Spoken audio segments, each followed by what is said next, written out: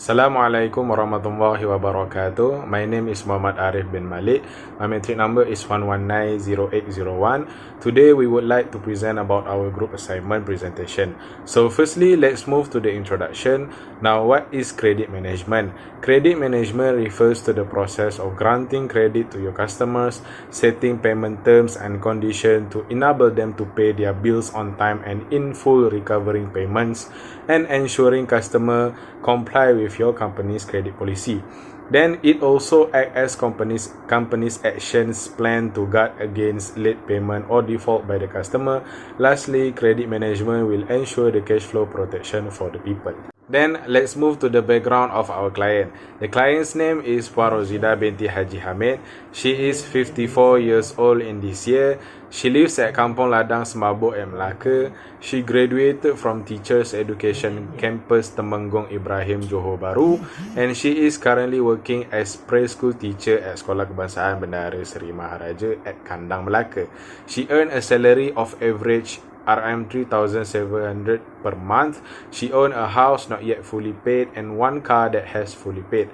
Furthermore, she is planning to buy a new car, which is Produa Azia, for his son in this year. Bismillahirrahmanirrahim. Assalamualaikum warahmatullahi wabarakatuh. My name is Muhammad Ashraf bin Ani. Metric number 1190804.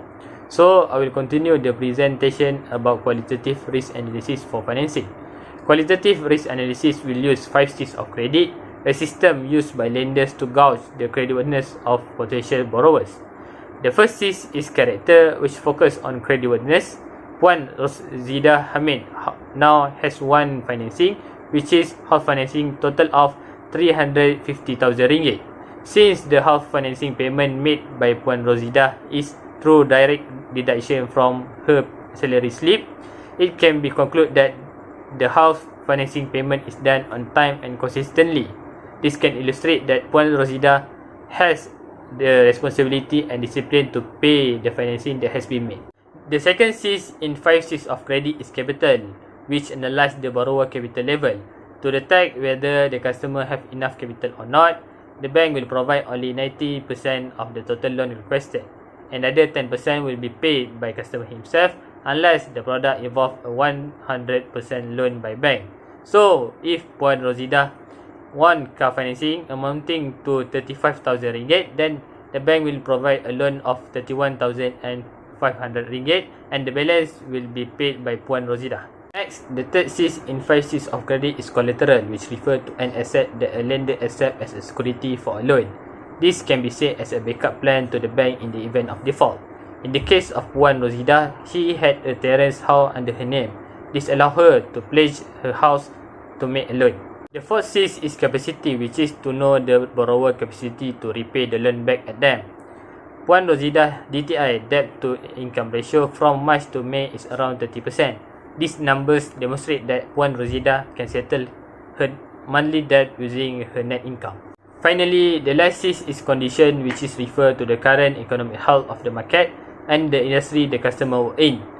Puan Rosida wanted to borrow because she want to buy a car, so the purpose of this money loan is very clear. Bismillahirrahmanirrahim. Assalamualaikum warahmatullahi wabarakatuh. My name is Abdul Aziz bin Abdullah, metric number 1190799. Okay, I will present about quantitative risk analysis for financing. For determining whether a person or organization is eligible to apply for a loan or another additional loan, quantitative risk analysis is also crucial. Using mathematical and statistical modeling, measurement and research, quantitative risk analysis is a method for cooperating behavior. Quantitative risk analysis, in other words, is the process of statistically analysis the combined impact of single risk that has been identified as well as additional source of uncertainty on the likely debtor credit risk. This approach uses quantitative risk analysis to quantify and examine the potential debtor financial record, including their income statement, balance sheet, credit reports, and other records that reveal their financial situation. The information about Puan Rosida house financing is displayed in the table above. In January 2000, she purchased his first house, a double-story terrace house, type 8 in Semabuk, Melaka, with 148 square meters area. The total amount financed for his current residence is only 315,000, and the monthly debt payment he must make is 1,650.35. Continue. For our client from Rosida, we will use this method to determine the quantitative risk analysis using the debt to income ratio. The debt to income ratio or DTI is a personal finance metric that assesses a person's capacity to repay debt by comparing the total amount of debt they own to their household net income.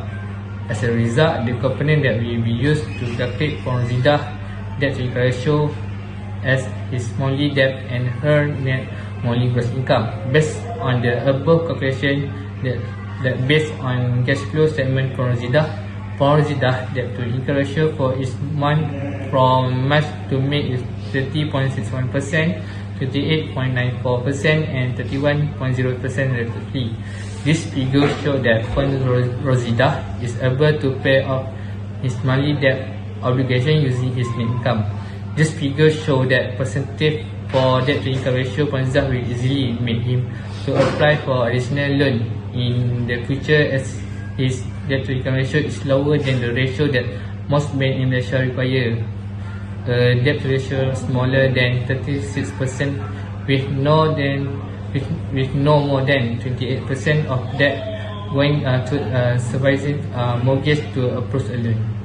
I think that's all from me. Thank you. Bismillahirrahmanirrahim. My name is Rahman Member Hazard. My metric number 1190. Inshallah, I will continue the presentation about the recommendation financing to Puan Rosida. Okay. Firstly, what is the product Puan Rosida should choose? We suggest that Puan Rosida should choose hire purchase vehicle financing I that has been offered by Bank Rakyat. Next, she eligible to apply this product because the minimum salary per month 1,500, while Puan Rosida salary around 6,000. The product is ITAB as Syariah contract, which is ITAB is the Al-Ijarah Summa Al-Bai'j. Then, to apply this product, she must bring along her new MyCard, driver license, latest 3 months salary slip, confirmation letter from employee, and statement of account transaction before applying the financing.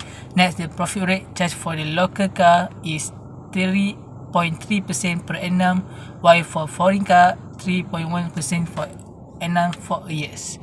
So, what is the period tenure that's suitable for the Puan Rosida? We suggest that Puan Rosida take a 5 years tenure because she will retire in the next 6 years. So she needs to fully pay this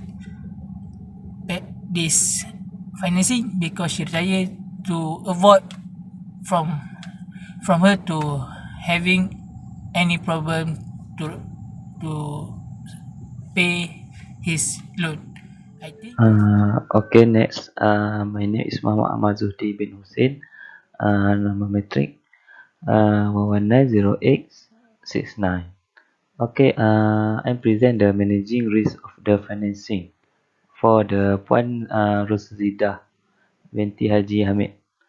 Okay, our client that I suggest for the managing risk is the method of credit identification. This method would like identify the outflow and manage it with the income. So Puan Rosida can identify the loan and the outflow and plan carefully her outflow to manage it effectively. So this method can be really useful to Puan Rosida. And the second method is credit monitoring. Credit monitoring is the one effective and another effective way to Puan Rosida. Credit monitoring works like monitor their finance and can be paid the loan and make sure it can be paid. So she can easily monitor her loan and give full financial for her children. So the third is credit controlling. Credit controlling is like control their finance and plan it successful, so outflow could not be exceed to the income. So with the credit controlling, so upon Rosida can control her finance and plan it with effectively. Okay, thank you. That's all from me. Thank you.